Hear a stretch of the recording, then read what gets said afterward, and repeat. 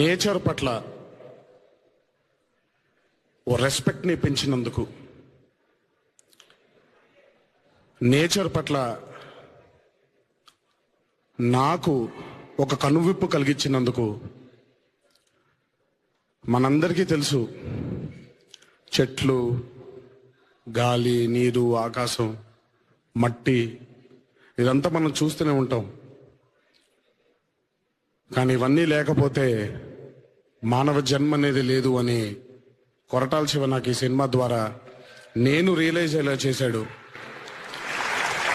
Cinema కాదు ముఖ్యం, Janata garage జీవితాంతం ఎందుకు గుర్తుండిపోతుందంటే Siva, it's for the mere eye opener that I had towards nature because of an amazing script given by you.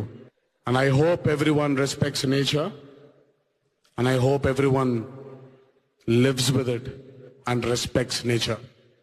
Because without nature, I think we're just mere small human beings. We're just small organisms. So ప్రకృతి పట్ల అందరూ ఇలాంటి రెస్పెక్ట్నే continue చేస్తారని కోరుకుంటూ, thanks a lot IIFA for giving me this award. Thanks a lot fans, thanks a lot to all the audiences. Thank you.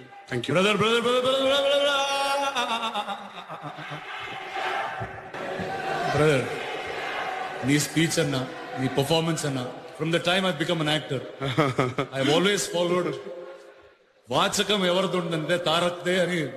It's a stamp. And I've been a huge fan of you right from the time I became an actor.